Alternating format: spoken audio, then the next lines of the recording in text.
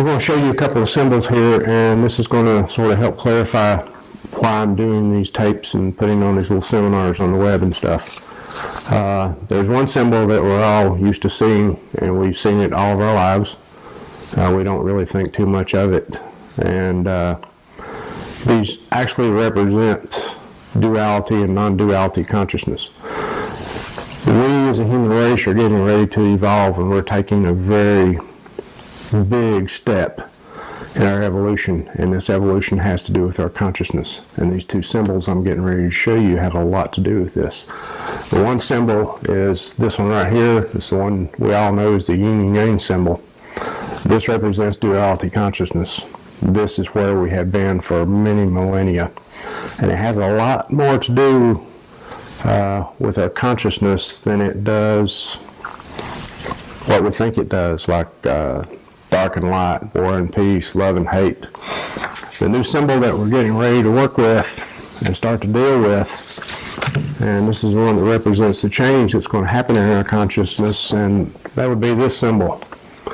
This is slowly becoming a non-duality symbol, and it represents where we as the human race are headed in our consciousness. And it's going to take some work for us to get there. There are things we can do to help this along. One of the reasons I'm doing these videos is that you can be taught by teachers, you can read books, you can go study, you can do all these things as much as you want to. But there's a third component, which is what I call the aha moment, or it's where the epiphany comes from. I can't give that to you. That understanding, that deeper level of knowledge and comprehension, it only will come after you've done a certain amount of personal work. With these seminars, I'm going to get into what that personal work is and what it all entails. I'm also going to get into why we are drawn to these symbols, why they stick with us. We have a higher self, we have a subconscious self, and we have the consciousness, which I'm dealing with right now, talking to you with. So far there's 3 different parts to us that I'm telling you about right now. There are actually more parts, which we'll get into later on. But our higher self and our subconscious mind, they're drawn to these symbols. They're also drawn to the phrases that we see in our everyday world, mostly in advertisements. And the reason advertisers are drawn to these things, they call them catchphrases. They're phrases like the Army uses one called "Be All You Can Be." And the reason they use this, and the reason this is a catchphrase, is because our higher self and our subconscious mind are trying at all times to wake us up. That's why these things are caught by our consciousness. That's why we're drawn to these things. That's why we look at them. They use them to sell you products. Your higher self and your subconscious mind, they have you attracted to these catchphrases because you're trying to wake yourself up. Now, when I go through all this and I start explaining this and how all this stuff works, this is going to be like taking the red pill in the Matrix. Once I start going through all this and once I start passing off this information to you, your higher self and your subconscious mind is going to hold you responsible for the information that you have in your conscious awareness at that time. So what may happen is your life may go all to hell for a little while. I guarantee you, if you'll stick with it, it will get better. But you need to be careful. If you're not ready for this, turn this off, walk away. Don't ever listen to another word I say. Don't ever look at my face. If you see anything to do with these 2 symbols or me, run like hell. Because once you start this journey, it's not going to stop. It's not going to end. You cannot unring that bell. I don't know exactly who came up with this saying, but it's one I keep running into a lot. And it's probably one of the old philosophers or one of the old sages or somebody who's done a lot of spirit work. But the saying is, as above, so also below. As inside, so also outside. What this means is that as above, so also below. There are blueprints for how things should go and how things should work in this world. And spiritually, the upper worlds, they know that this world is abundant and there's enough for everybody. That's the way they design it. It's our consciousness that is making scarcity and stuff, and it's duality consciousness that's doing this. But if we create something in this world and there's not a blueprint for it in the higher realms, then we ourselves, through our higher self and our subconscious mind, we create in that creation its own destruction. So basically, our higher self and our higher self makes a judgment upon what we're creating. The subconscious mind is sort of like the enforcer, the police, stuff like that. So when you create this thing, then make sure that you create something destructive in it. So if it's not part of Spirit's plan, then it totally self-destructs. As inside, so also outside is the second part of that phrase. What that means is that we as human beings, we have anything we do create, it basically has to reflect who we are back at us so we can see the own sickness which exists on the inside of us. So if you want to heal the world, you want to end war and peace, you want to end good and evil, you don't do it by going outside and changing somebody else in some other country. You don't do it by going out there and beating up your neighbor and showing them what to do. Like in the realms that I work with, the Native American culture and stuff, you great leaders and stuff, they don't tell you what to do. They show you what to do. So if you want to fix things in this world, you want this world to be a better world, there's only one place to start, and that's with yourself. You change things from the inside out. And if you don't change things from the inside out, all you're going to do is go out into the outside world and you're going to create your own true reflection.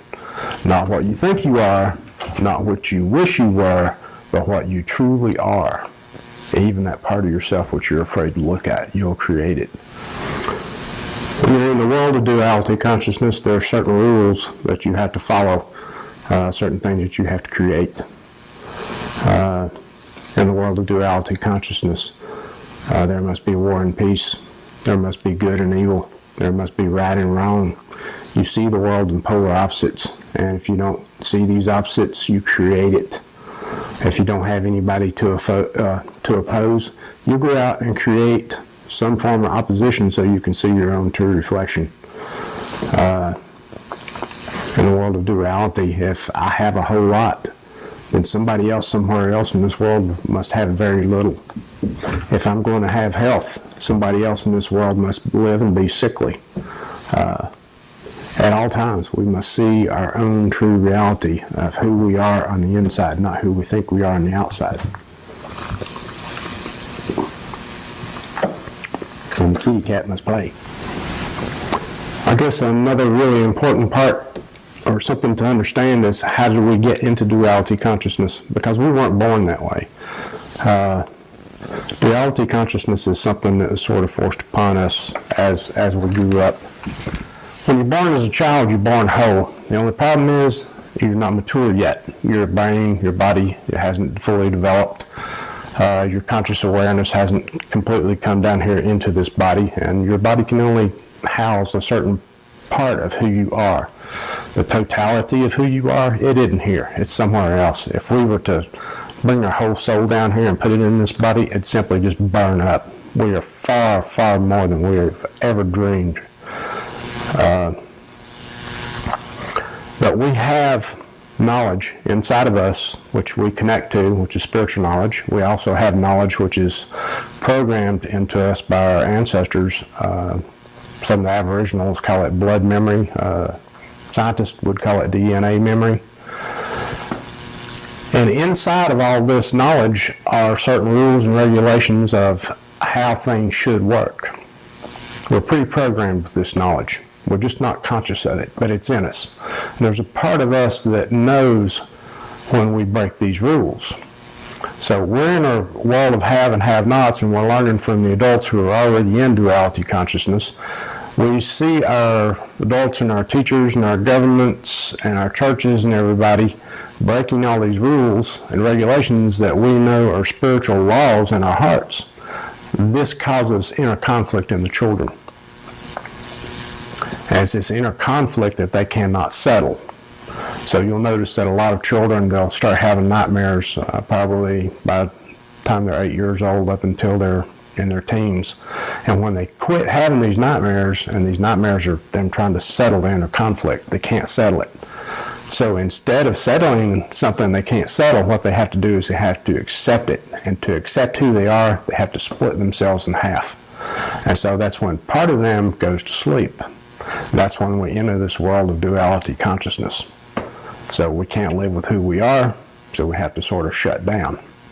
And that's how we got into this. It's not something we're born with, it's something we learn. And it's forced upon us by the people who are raising us.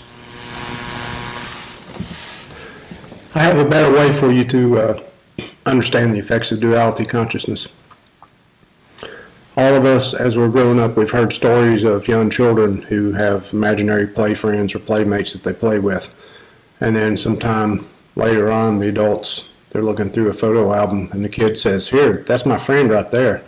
And it's their granddaddy who died 10 years before. And there's no way that kid could have known who that person was or anything about them.